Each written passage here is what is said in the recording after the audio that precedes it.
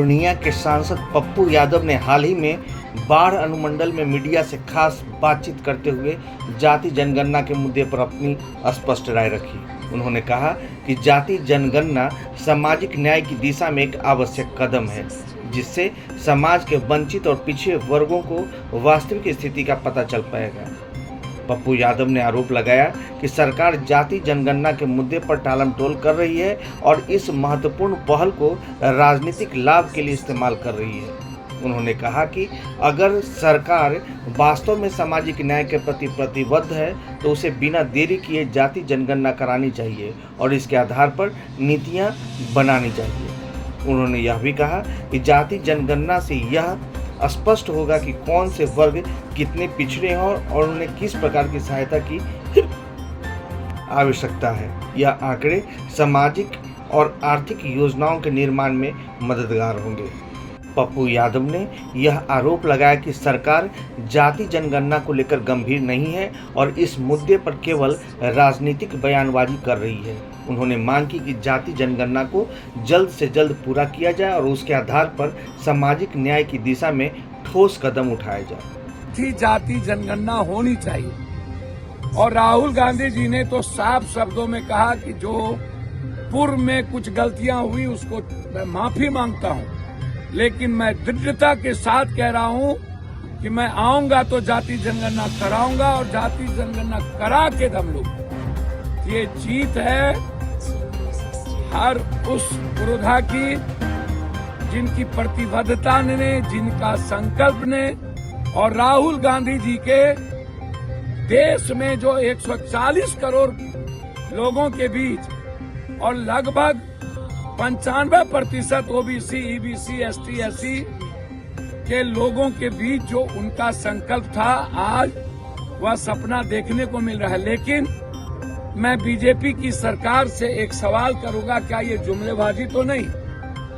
आप जनगणना होगा तो मैं जाति जनगणना को कराऊंगा। तो जो राहुल गांधी जी ने जिस जाति जनगणना की तेलंगाना में, कर्नाटक में जो कराया है और कराने का निर्णय लिया है, आधार वही होना चाहिए। जाति जनगणना में भागीदारी और हिस्सेदारी। अब संकल्प है जाति जनगणना के बाद हर कीमत पर 67% आरक्षण, निजी क्षेत्र में आरक्षण और हाई कोर्ट, सुप्रीम कोर्ट में आरक्षण। पहले आप गाली दिलवाए, पहले आपने मां बहन करवाया, पहले आप दुश्मन बना दिए और ये दो गोदी मीडिया हैं, इन लोगों ने तो जाति जनगणना के सवाल पर माथे पर उठा लिया था। और कांग्रेस की जहां जहां सरकार थी, चाहे वो तेलंगाना हो चाहे कर्नाटक, उन्होंने जाति जनगणना तेलंगाना का करके क्लियर कर दिया। राहुल गांधी जी जब भी बिहार आए तो उन्होंने कहा कि हम बिल्कुल अक्षरशः गरीबों की जो शैक्षणिक, सामाजिक, आर्थिक और आजादी के बाद जो उनको सिस्टम में हिस्सेदारी और भागीदारी राजनीति में नहीं मिली, हम उसे करा के रहेंगे। तो मैं पूछना चाहूंगा, पैथोलॉजी की सीमा, निर्लजता को पार कर जिन लोगों ने जाति जनगणना कराने वाले लोह पुरुष राहुल गांधी और लगातार हम लोग, चाहे वो सामाजिक न्याय के जो भी संघर्षशील नेता हो, चाहे वो मुलायम सिंह जी हो, लालू जी हो, रामविलास जी हो, नीतीश जी हो, शरद जी हो। देखिए, एक तो पहले बधाई मुखिया जी की बेटी की। पूरा बाढ़ का संगम है, गरीब गुरबा। देखिए, मैं जाति जनगणना के बारे में आज नहीं,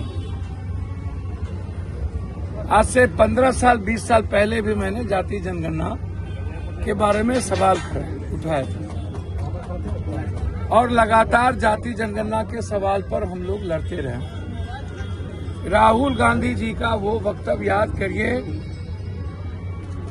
कि मैं रहूं या न रहूं, जाति जनगणना करवा के रहूंगा। जाति जनगणना हो के रहेगा। तब मोदी जी के अंधभक्त लोग गाली देते थे। पूरा सोशल मीडिया पर बीजेपी के मूर्खधिराज सब, जो अपने भी बीजेपी को नहीं बकसते हैं, ना तो नड्डा को। निशिकांत के सवाल पर जो निशिकांत ने कहा, नड्डा को भी मूर्खधिराज सब गाली दिया, और उन्हें कुछ भी पता नहीं, न तो पुलवामा के बारे में, न पहलगाम के बारे में। ये जो जाति जनगणना है, हम सरकार से पूछेंगे, आपने कहा कि जनगणना जब होगी तो हम जाति की भी जनगणना कराएंगे।